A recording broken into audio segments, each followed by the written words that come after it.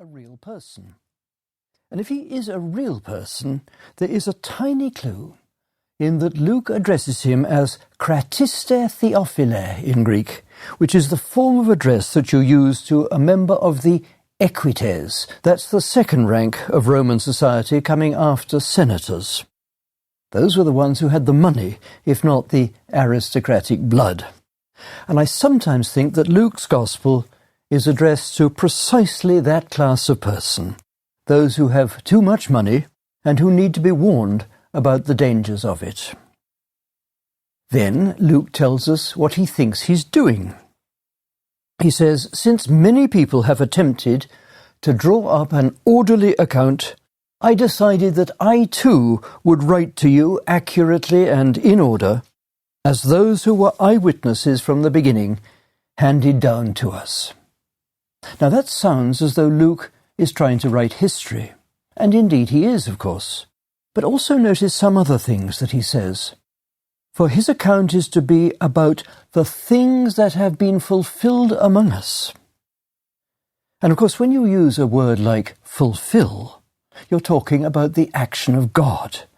And that impression is reinforced when, in addition to eyewitnesses, which sounds like the writing of history, he also mentions ministers of the word, and that's theological.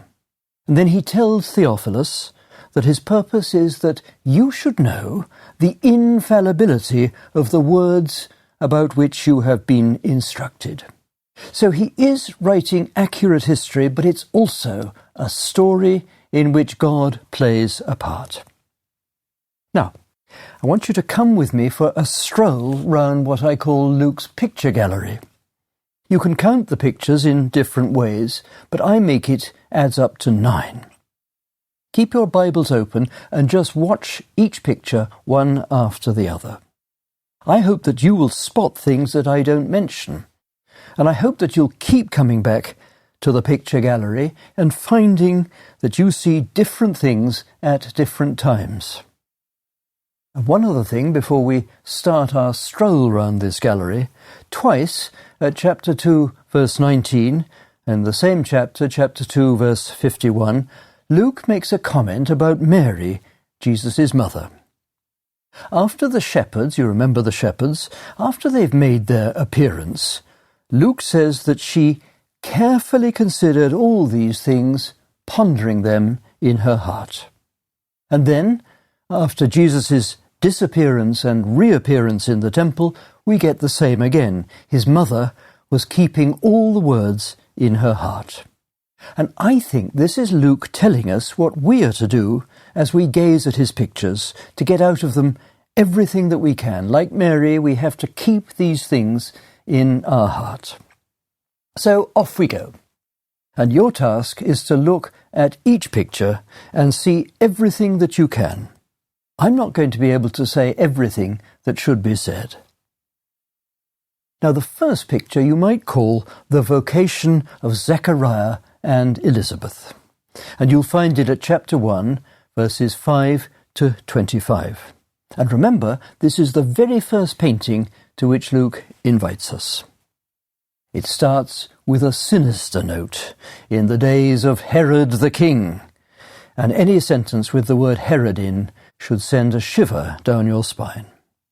But then, instead of Herod, Luke focuses on this quiet priest, Zechariah, and his wife Elizabeth, and we learn that both of them come from an impeccable background, with the telling detail that they had no child, and they were both advanced in their days. And at this point, if you've read the Bible, you know that a child is certainly going to appear. But it's not as simple as that, because Zechariah expresses doubt and is punished by being silenced for a while. And then we meet the people. Now, the people in Luke's Gospel is code for the Israelites who are open to God. They're devoutly waiting outside, and when Zechariah finally appears, they have the intuition to grasp that he has seen a vision. As always, throughout this Gospel, God is clearly at work, just below the surface of the text. So that's the first picture. The second picture, which